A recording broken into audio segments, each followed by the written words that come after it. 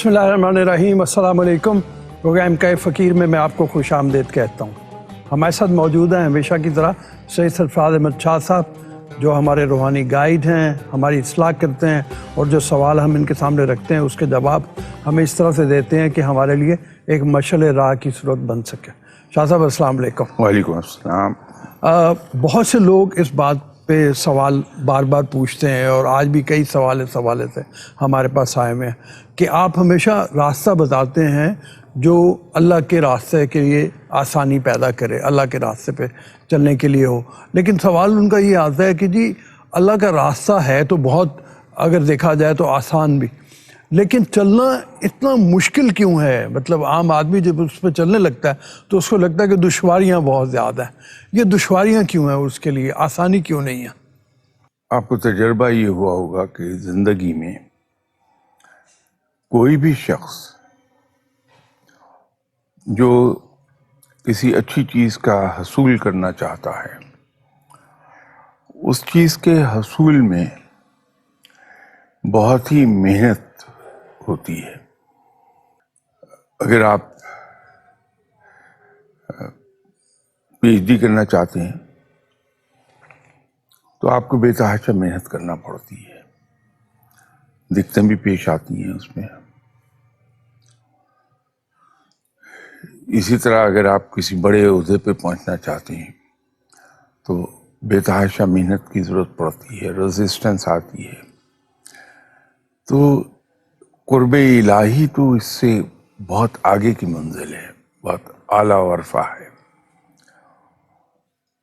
उस मंजिल को, कुर्बे इलाही की मंजिल को हासिल करने में जब हम उसकी तरफ चलेंगे तो हमें ज़ाहिर है बेतहाशा मेहनत भी करनी पड़ेगी और शैतानी क़ुव्वतें आपको डिस्ट्रैक्ट भी करेंगी। तो ये तो बिल्कुल नॉर्मल अमल है, लेकिन उसके बावजूद मकसद इतना बड़ा है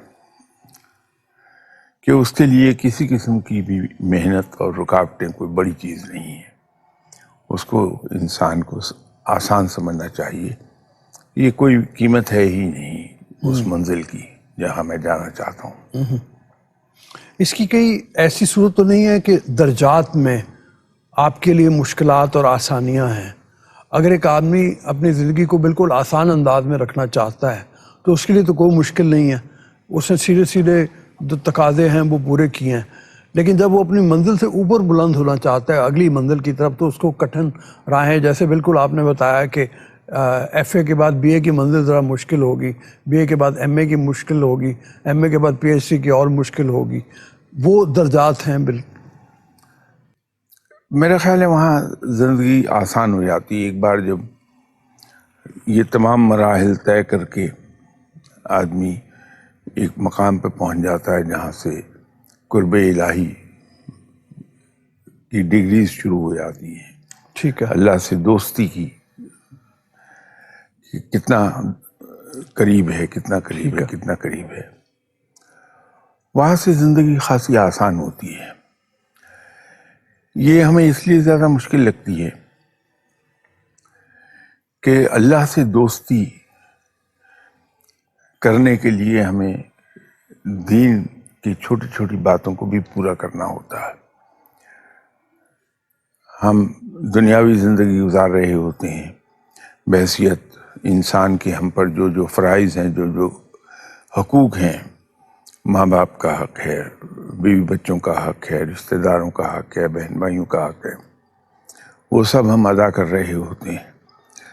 सबसे बढ़कर ये कि हम रिज़्क़े हलाल पर ज़ोर दे रहे होते हैं।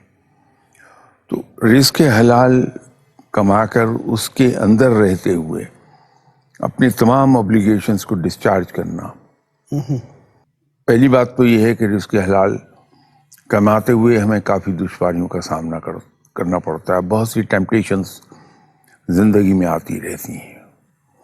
इंसान है, उन टेम्पटेशंस को ब्रश ऑफ करना, एक तरफ कर देना, वो इंसान के लिए खासा दुश्वार होता है। तावक्ते के वो फिर عادت ہی نہ بن جائے انسان کی، یا سیکنڈ نیچر نہ بن جائے. ٹھیک ہے. تو یہ چیزیں تنگ کرتی ہیں. پھر لوگوں سے ملنا ملانا ہے، اس کے اپنے تقاضے ہیں، وہ تنگ کرتی ہے چیز انسان کو. تو دقتیں ادھر سے زیادہ پیش آتی ہیں. سب سے آسان کام تو یہ ہوتا ہے کہ آدمی سب کچھ چھوڑ چھاڑ کے جنگل کی راہ لے لے، لیکن اس کی اجازت نہیں ہے دین میں. ایسی کوئی پروین موجود نہیں ہے. انسان کو اسی دنیا میں رہنا ہے اور اپنی تمام آبلیگیشنز بھی ڈسچارج کرنے ہیں، اس نے تمام ذمہ داریاں پوری کرنی ہیں، اور جو دین کے احکامات ہیں ان کے تقاضے بھی پورے کرنے ہیں. تو یوں وہ تلوار کی دھار پر چل رہا ہوتا ہے انسان. تو کافی انسان کو ایک یہ توازن قائم رکھنے میں دقت ہوتی ہے. بڑی آپ نے بات کی، تلوار کی دھار پہ چل رہا ہے ایک طرح سے آدمی اگر دیکھا جائے تو. اسی کو میں شاید مشکل آدمی تصور کر لیتا ہے. اسی کی وجہ سے محسوس ہوتا ہے کہ بڑی دقت ہے اس میں. لیکن پھر جب عادت ہو جاتی ہے پھر بڑی آسانی سے آدمی، اس کو پتہ بھی نہیں چلتا کہ کہاں پر کیا ہے. ٹھیک ہے. یہ فرمائیے کہ اس راہ پہ چلتے ہوئے کہتے ہیں اپنے ساتھ ہمدردی حرام مطلق ہے. وہ صوفیہ اس بارے میں مطلب یہ بات کیوں کہتے ہیں؟ کیوں مطلب جب ظاہر ہے اگر ہر ایک کا تقاضا پورا کرنا ہے تو اپنے ساتھ بھی تو ایک تقاضا ہے. آپ ہر ایک کا تقاضا پورا کر نہیں سکتے جب تک کہ اپنی ضروریات کی، اپنے خواہشات کی، اپنے آرام کی قربانی نہ کریں. اچھا. فقیر کے یہاں اس کی اپنی ذات کوئی اہمیت نہیں رکھتی. وہ خود اس کو کتنی بھوک لگی ہو، کوئی مہمان آئے گا تو اپنے حصے کا کھانا اٹھا کے اس کے سامنے رکھ دے گا، اور اگر اسے غلط بیانی بھی کرنی پڑی تو کر جائے گا کہ میں کھا چکا، آپ کھائیے، میرا پیٹ بھرا ہوا ہے. بہت محتاط اسٹیٹمنٹ دے گا. ٹھیک ہے. تو کہ میرا پیٹ بھرا ہوا ہے، آپ کھائیے. یہ میں نے ایک مثال آپ کو دی ہے. گرمی ہے، کہیں دور جانا ہے، جیب میں اس کے پاس بس کا کرایہ، کوئی ضرورت مند آ گیا تو نکال کے اس کو دے دے گا اور خود پیدل چل پڑے گا. فقیر کی زندگی میں قربانی ہے، دوسروں کے لیے ایثار ہے. اپنی ذات کو اگر اہمیت دے دے گا تو پھر ایثار سے کام لے نہیں سکتا. اس لیے فقیر کے یہاں اس کی اپنی ذات کی اہمیت کوئی نہیں ہوتی. یہاں پہ بیلنس قائم کرنے کی ضرورت نہیں ہے، مطلب یہاں پہ بھی کہ یہاں پہ بے شک اس کا امبیلنس بھی ہو جائے، اپنے حق میں امبیلنس ہو اور دوسرے کے حق میں بیلنس زیادہ ہو جائے تو اس کی اہمیت زیادہ ہے. یہاں پہ بیلنس کی ضرورت نہیں ہے. نہیں، یہاں جتنی زیادہ ایثار اور قربانی سے کام لیں گے آپ اتنا ہی زیادہ پھل پائیں گے. اس کی وجوہات میں کیا یہ ہے کہ جب آدمی کچھ حاصل کرنا چاہتا ہے تو اس حاصل کرنے کے لیے جب وہ اپنے ساتھ ہمدردی کر رہا ہے تو وہ اس کو یہ پتہ چل جائے گا کہ میں کچھ حاصل نہیں کر پاؤں گا، اپنے اوپر جبر کر کے ہی میں کچھ حاصل کر پاؤں گا. جی بالکل ایسا ہی ہے. اس حوالے سے ایک سوال کسی نے بھیجا ہے اور وہ یہ ہے کہ صوفیہ کے بعض حلقوں میں ورد بہت زیادہ ہوتا ہے اور ورد میں بعض کا یہ ہے کہ دف کے ساتھ ورد ہوتا ہے. اس کو کس حد تک مناسب سمجھا جائے؟ کیا یہ ٹھیک ہے؟ دیکھیے، اس میں اپنے اپنے راہ کی بات ہے، اپنے مسلک کی بات ہے، اپنی سوچ کی بات ہے.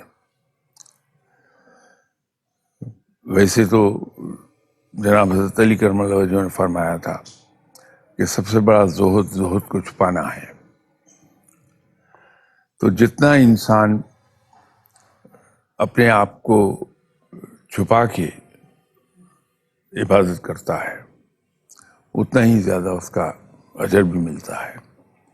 جتنا اپنے باطن کو چھپائے گا کہ میں اندر سے کیا ہوں، بظاہر تو دنیا دار ہے لیکن اندر سے وہ اللہ والا ہے، جتنا وہ اس کو چھپا کے رکھے گا اتنا زیادہ اس کا پھل پائے گا. تو ایک صورتحال یہ بھی ہے. دوسری ایک سوچ ہے کہ اگر سب مل کے حلقے میں بیٹھ کے عبادت کرتے ہیں تو اس میں آسان ہو جاتا ہے عبادت کرنا، کہ ایک دوسرے کی دیکھا دیکھی آدمی عبادت کرتا ہے. یہ جو اکٹھے ہو کے بیٹھ کے عبادت کرنے کی بات ہے، اس کے اندر ایک یہ بھی ہے جو آپ نے فرمایا کہ دف بجا کے، اب اس کے اندر دو خیالات ہوتے ہیں. ایک تو دف کی ردم ہے، اس پر کرتا ہے، جیسے آپ نے دیکھا کہ فوجی مارچ کر رہے ہوتے ہیں تو ساتھ ان کا ایک ڈرم ہوتا ہے جو جس کی تال پر اس کے قدم اٹھتے ہیں، اور سپاہی تھکتا نہیں ہے. اگر عام حالات میں وہ چلے گا تو 5 میل اگر چلتا ہے تو اس کی بیٹ پر 10 میل چل لے گا بغیر تھکے. تو ایک تو وہ بھی انداز ہے. دوسرا، کہیں کہیں فقیروں کے یہاں یہ بھی ایک چیز رائج ہے کہ وہ لوگوں کے درمیان بیٹھ کے عبادت کرتے ہیں کہ لوگ شور مچا رہے ہیں، آپس میں باتیں کر رہے ہیں بلند آواز میں، وہ ان کے درمیان بیٹھ کے ذکر کر رہا ہے یا عبادت کر رہا ہے. تو مقصد یہ ہے کہ وہ کتنا ڈوب کے عبادت کر رہا ہے کہ وہ شور اسے ڈسٹریکٹ نہیں کر پاتا. پھر اگلی منزل آتی کہ اس کے پاس ڈھول بجاتے ہیں لوگ، تو اس ڈھول کی آواز سے بھی وہ اگر ڈسٹرب نہیں ہوتا، وہ اس کا اپنی کنسنٹریشن لیول کو ٹھیک ہے. اس طرح سے بھی چیک کرتے ہیں. یہ اپنی اپنی سوچ ہے. اس کی اہمیت کتنی زیادہ ہے عام عبادات کی نسبت؟ اگر انسان فرض عبادات پوری کر رہا ہے جی. اور آن ٹاپ آف دیٹ نفلی عبادات کر رہا ہے تو بڑا اجر ہے اس کا. ٹھیک ہے. یہ انسان کو ہیلپ کرتی ہیں اللہ کے قریب جانے میں.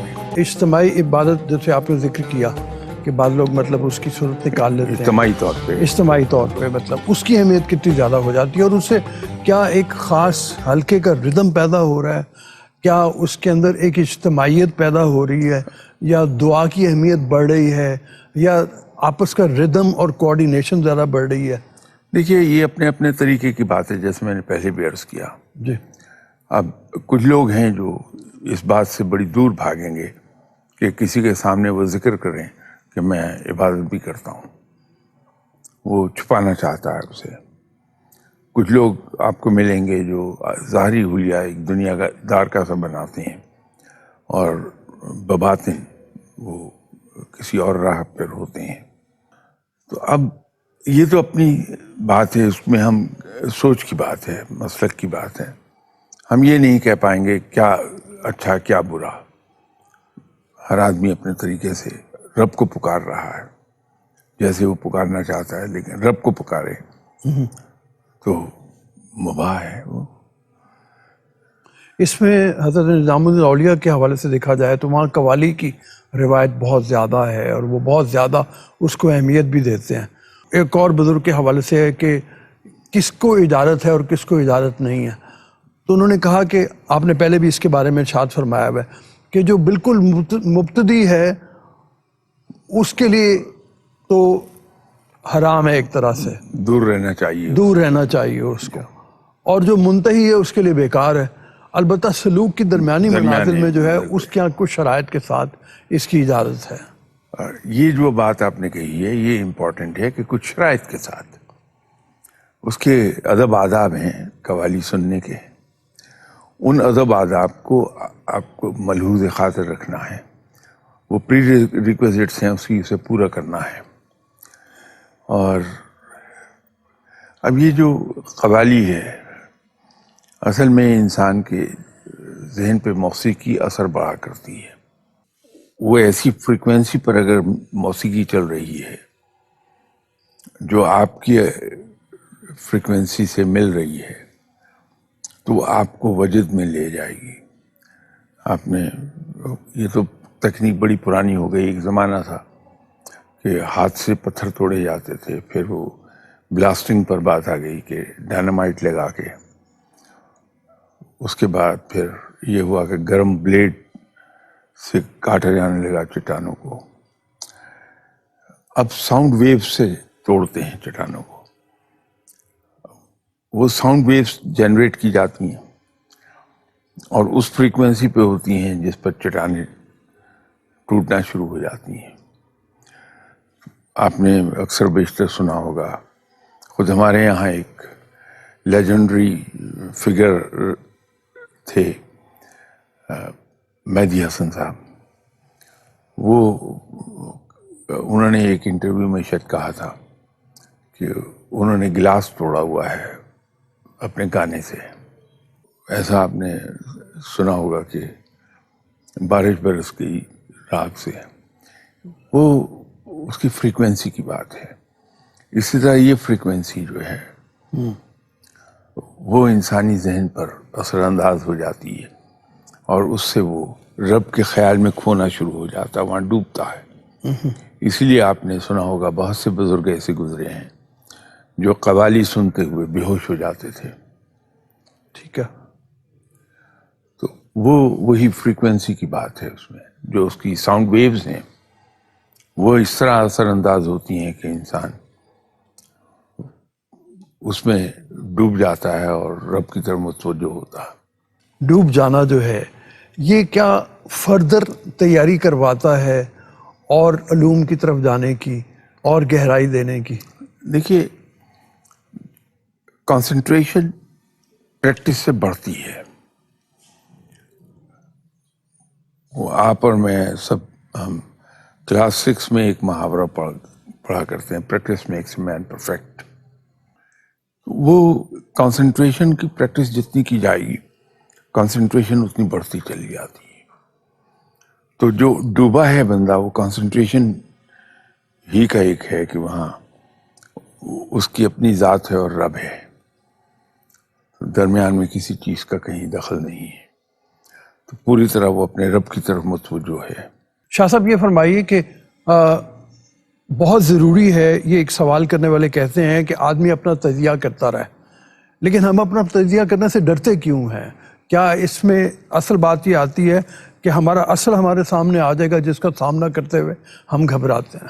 ہم بحثیت انسان کے سبھی انسان خوفزدہ رہتے ہیں ایک بات سے کہ ہم ذمہ داری قبول نہیں کرنا چاہتے کہ اگر کہیں کچھ غلط ہوا ہے تو ہم میں سے بہت کم لوگوں کا یہ حوصلہ ہے کہ وہ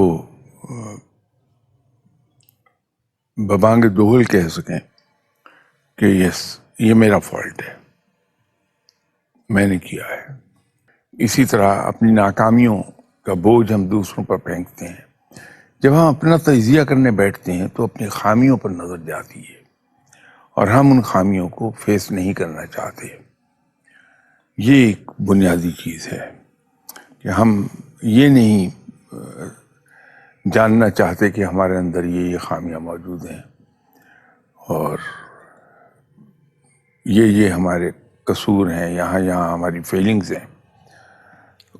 اس کو فیس کرنا بڑے حوصلے کا کام ہے، وہ زیادہ لوگوں میں ہے نہیں. اس وجہ سے ہم اپنے تجزیے میں نہیں جاتے. لیکن جن لوگوں میں یہ عادت ڈیولپ ہو جاتی ہے وہ لوگ پھر بڑی بلندی کی طرف جاتے ہیں. ایک بڑے آدمی کی نشانی ہے کہ وہ اپنے فیلئرز کو بھی اتنی ہی خوشدلی کے ساتھ قبول کرتا ہے جتنی کہ اپنی کامیابیوں کا کریڈٹ لیتا ہے. تمام ڈسکریڈٹس کو وہ بڑے حوصلے سے قبول کرتا ہے کہ یس یہ میری کوتاہی کے نتیجے میں ہوا ہے. یہ بڑے آدمی کی نشانی ہے. ٹھیک ہے. ادھر کو ہمیں چلے جانا چاہیے کہ یہ انسان میں ایک بلندی اور ایک عظمت لاتا ہے. یہ فرمائیے کہ ایک سوال لوگ بہت زیادہ کرتے ہیں اور وہ یہ ہے کہ ہم نے شاید پچھلے پروگرام میں ذکر بھی کیا تھا اس کا، اور وہ یہ تھا کہ ہمارے اندر بہت زیادہ ہندوانہ اثرات آ گئے ہوئے ہیں. ہم اگر دیکھا جائے تو خدا کی وحدانیت کی حد تک تو مسلمان ہیں، لیکن اس سے آگے مجھے محسوس ہوتا ہے کہ معاشرت میں ٹوٹلی ہندوانہ ہو گئے ہوئے ہیں. اس سے بچنے کی راہ کیا ہے پھر؟ وہ بات عقیدے کی یا دین کی نہیں ہے. یہ تھوڑا سا ہمیں اپنے ذہن میں کلیئر ہونا پڑے گا کہ وہ معاملہ الحمدللہ ہمارا دین ابھی تک کنٹامنیشن سے بچا ہوا ہے. وہ معاملہ دین کا نہیں ہے، وہ معاملہ رسومات کا ہے. ٹھیک ہے. اور رسومات کبھی دین کا حصہ نہیں ہوتی. نہیں ہوتا ہے. جی. رسومات ہم نے اڈاپٹ کی ہوئی ہیں ابھی تک، باوجود اس معاشرے سے نکلے ہوئے ہمیں 74 سال گزر گئے اب تو. لیکن ابھی تک رسومات کو ہم پکڑے ہوئے ہیں. یہ رسومات کو توڑنے کے لیے جب تک کہ ایک ایجوکیشن کا سلسلہ شروع نہیں ہوگا، جب تک کہ ہم میں سے ہر آدمی بارش کا پہلا قطرہ نہیں بنے گا اور ان رسومات کو چھوڑ نہیں دے گا، اس وقت تک یہ جڑ پکڑے رکھیں گی. وہ رسومات ہیں، اس میں دین کا کوئی تعلق نہیں ہے.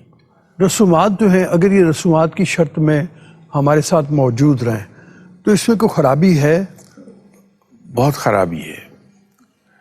دیکھیے، شادی بیاہ کی رسومات کی طرف چلے جائیے آپ، اس کے اندر اسراف ہے اور دین ہمارا اسراف سے منع کرتا ہے. ٹھیک ہے. وقت کا ضیاع ہے، وقت ضائع کرنے سے دین ہمارا منع کرتا ہے ہمیں. یہ ایک میں نے اگزامپل دی. اسی طرح اور دوسری چیزوں پر چلے جائیں گے تو وہ بدعتوں کو راہ ملتی چلی جائے گی. تو اس میں خوف یہی رہتا ہے کہ رسومات اگر بہت گہری ہو جائیں تو پھر دین کا حصہ سمجھ لیا جائے گا انہیں. اس لیے رسومات سے دور ہٹنا چاہیے. اور ویسے بھی جیسے بارہا میں آپ کے سامنے عرض کر چکا کہ دین، ہمارا دین جو ہے اسلام، یہ پورا ایک نظام ہے زندگی گزارنے کا. چھوٹی سے چھوٹی بات پر بھی احکامات موجود ہیں، بڑی سے بڑی بات پر بھی موجود ہیں. بحیثیت مسلمان ہمیں اپنی زندگی کو اپنے دین کے مطابق ڈھالنا ہے. تو اگر ہم رسومات کو اس کے اندر دخل دینے دیں گے تو پھر ہم دین پر پوری طرح عمل نہیں کر پائیں گے. تو ان رسومات کو خارج کر دینا ہی بہتر ہے. یہاں پہ ایک بحث یہ آ جاتی ہے، لوگ کہتے ہیں کہ جی ہمارا ایک کلچرل لیول ہوتا ہے، ایک سب کلچرل لیول ہوتا ہے. وہ جو ہے وہ ہمارا سب کلچرل لیول ہے، اور سب کلچرل لیول بھی زندگی کے اندر ایک رنگ پیدا کرتا ہے. تو آپ یہ فرما رہے ہیں کہ مطلب اس کو نکال دینا ہی بہتر ہے. دیکھیے، بات ان کی بالکل درست ہے جو یہ کہتے ہیں، اور دل کو لگے گی بھی کہ زندگی کے اندر کچھ رنگ ہونا چاہیے، کچھ رنگینی ہونی چاہیے.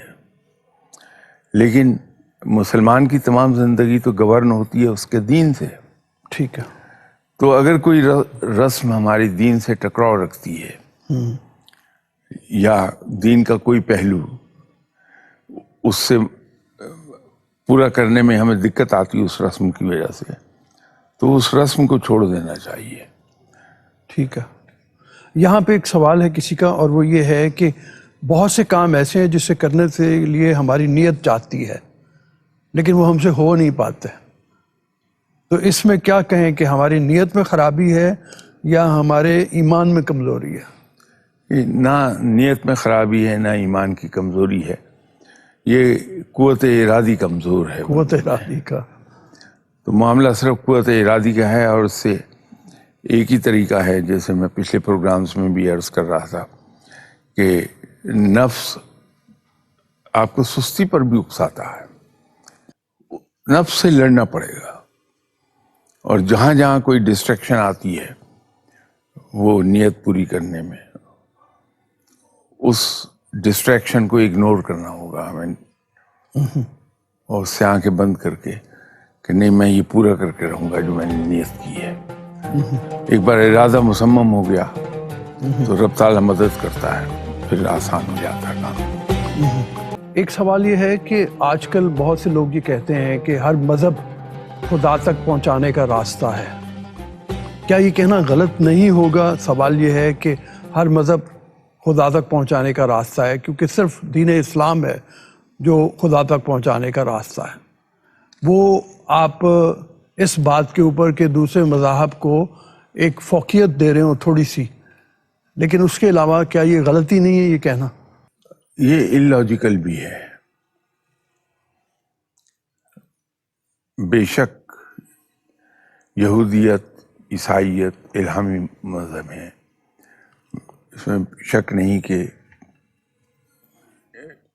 بائبل، تورات، زورا یہ الہامی کتابیں ہیں.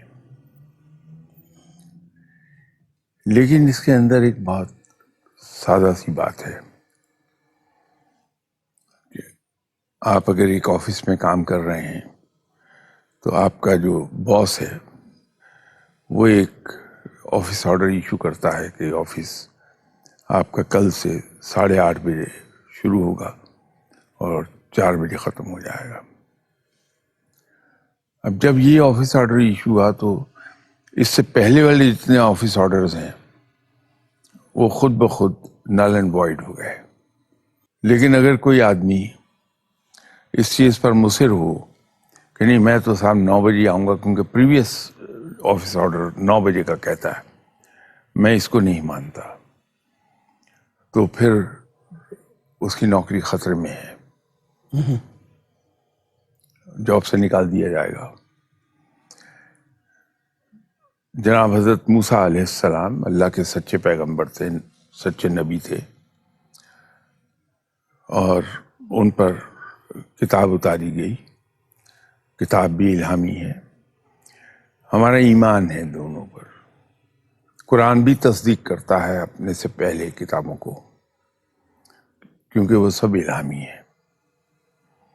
لیکن قرآن پاک تکمیل کر رہا ہے اس دین کی جو دین اترنا شروع ہوا تھا، اور آپ صلی اللہ علیہ وسلم کی آخری پیغام لے کر آئے، اس کے ساتھ ہی دین کی تکمیل ہو گئی۔ تو اب تکمیل شدہ دین اللہ تک لے جائے گا، یا وہ جو دین کا ایک حصہ رہے ہیں چھوٹا، وہ اللہ تک لے جائے گا؟ بڑی سمپل لاجیکل بات ہے۔ ٹھیک ہے، اسلام جو ہے یہ تو اس الہامی دین کی تکمیل ہوئی ہے، اور آپ صلی اللہ علیہ وسلم اسی لیے نبی آخر الزماں ہیں کہ دین کی تکمیل ہو چکی، اس میں کوئی اور تبدیلی آنے والی نہیں، کوئی پیغمبر نہیں آئے گا۔ تو آپ صلی اللہ علیہ وسلم نبی آخر الزماں ہیں، اور قرآن پاک ایک مکمل الہامی کتاب ہے۔ یہ بالکل اس کے بارے میں ایسے ہی کہتے ہیں کہ جیسے کوئی پی ایچ ڈی کر لے تو اس کے بعد وہ یہ نہیں لکھے گا کہ میٹرک بائی فلاں، جی، وہ مطلب اپنے آپ کو اس سے بہت آگے نکل گیا ہوا ہے بطور سطح سے۔ یہ فرمائیے کہ کیا فرقوں کے بارے میں بھی ہم یہ بات کہہ سکتے ہیں کہ تمام فرقے اللہ تک پہنچانے کے لیے ایک راستہ ہیں؟ دین کے کچھ بنیادی اراکین ہیں، میں ذاتی طور پہ سمجھتا ہوں، ہو سکتا ہے مجھ سے اختلاف کیا جائے، کہ بنیادی چیزیں ہم سبھی مانتے ہیں کہ یہ بنیادی چیزیں یوں ہی درست ہیں، اس میں ہمیں کہیں کوئی اختلاف نہیں ہے۔ مجھے ایک بھی کسی فرقے سے متعلق انسان ایسا نہیں ملا جو یہ کہہ رہا ہو کہ اس کا قرآن علیحدہ ہے، یا اس کا کلمہ علیحدہ ہے، یا آپ صلی اللہ علیہ وسلم نبی آخر زمان نہیں ہے، یا رب کے بارے میں ہم سب کا ایمان بالکل درست ہے۔ ہم تمام جو اسلام کے اراکین ہیں ان کو منوان مانتے ہیں، کہیں کوئی اختلاف نہیں ہمارا اختلاف تو جا کے مسلک کے حساب سے جو ہوتا ہے ایک دوسرے کے ساتھ، وہ فروعی باتوں پر ہے، جس سے ہمارا عقیدہ خراب نہیں ہو رہا۔ یہ ہم کہہ سکتے ہیں کہ وہ یہ سمجھ رہا ہے کہ یہ کام ایسے ہونا چاہیے، میں سمجھ رہا ہوں کہ نہیں، اس کے اندر یہ چھوٹی سی یہ ترمیم آ جائے۔ اب وہ فروعی چیزوں پر ہیں، تو ہم ایک دوسرے کی تکفیر کیوں کریں، ایک دوسرے کو کنڈیم کیوں کریں؟ ہم ٹالریٹ کر لیں، اور اس امید کے ساتھ کہ وقت کے ساتھ ساتھ صحیح چیزیں سامنے آ جایا کرتی ہیں۔ تو اگر کہیں فروعی معاملات میں کوئی صحیح چیز سے اختلاف بھی کر رہا ہے تو وہ بھی درست ہو جائے گی، لیکن ہمیں ٹالرنس سے کام لینا چاہیے۔ سبھی کو مسلمان ماننا چاہیے کہ وہ کلمہ گو ہیں، اللہ اور اس کے رسول صلی اللہ علیہ وسلم، کتاب الہی، ان سب پہ ایمان رکھتے ہیں۔ میرا خیال ہے کہ یہ ان چیزوں میں پڑنا نہیں چاہیے۔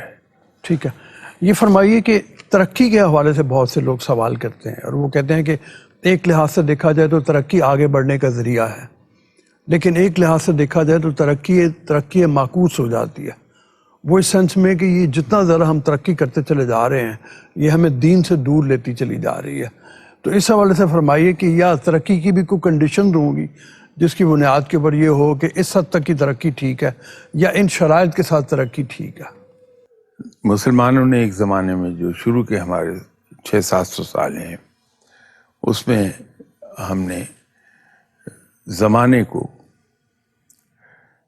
سائنس کی بھی نئی سے نئی تھیوریز دی ہیں، میڈیکل سائنس کی بھی نئی سے نئی تھیوریز دی ہیں، اسٹرانومی کی نئی سے نئی تھیوریز دی ہیں، علوم پھیلائے ہیں ہم نے، اور وہ علوم ریسرچ بیسڈ تھے، ایسا نہیں کہ سنائی باتوں پر ہو، ریسرچ بیسڈ تھے۔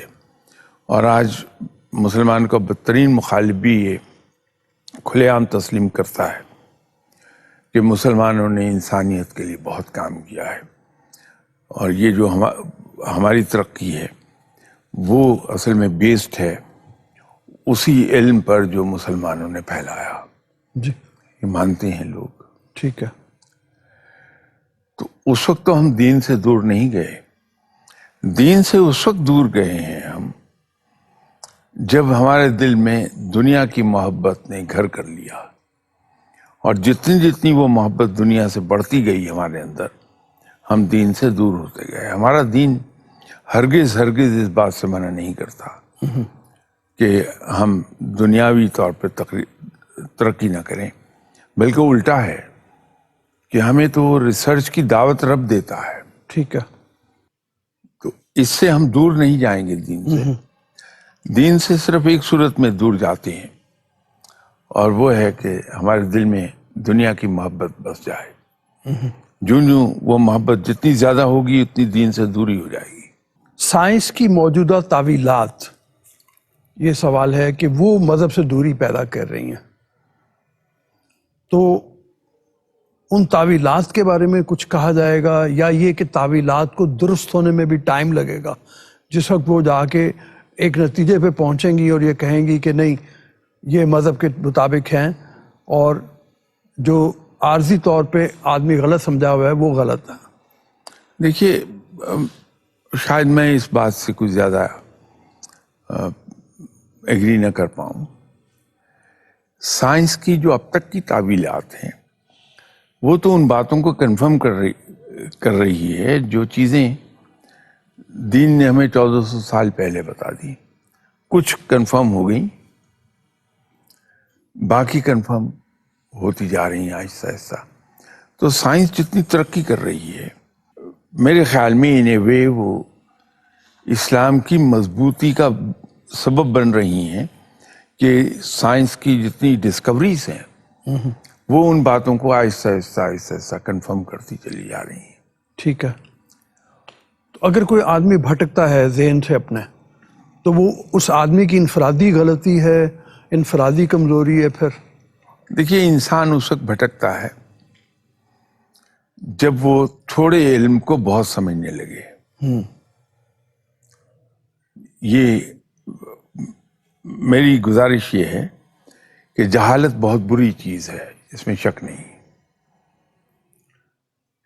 لیکن تھوڑا علم رکھنا اور پھر اس کو بہت زیادہ سمجھنا وہ خطرناک ہے۔ آدمی بھٹکتا وہاں ہے جب اس کے پاس ابھی علم بہت زیادہ نہیں ہوتا، تھوڑے علم کو وہ بہت سمجھ رہا ہوتا ہے۔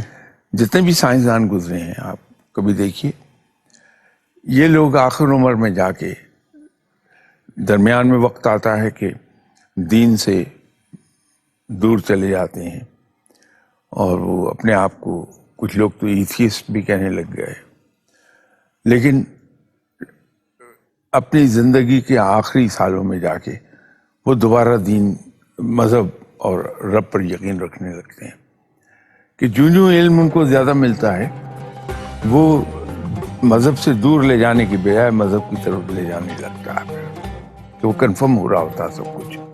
ٹھیک ہے شاہ صاحب، بڑی مہربانی. ہمارے پروگرام کا وقت یہاں پہ ختم ہو رہا ہے. اگلے پروگرام میں انشاءاللہ تعالیٰ نئے سوالات کے ساتھ پھر آپ کی خدمت میں حاضر ہوں گے. آپ جو پروگرام دیکھ رہے ہیں اپنا فیڈ بیک ہمیں ضرور دیجیے اور اپنے سوال بھی ہمیں بھجوائیے تاکہ ہم انہیں شامل کر سکیں. ابھی اجازت دیجیے. اللہ حافظ.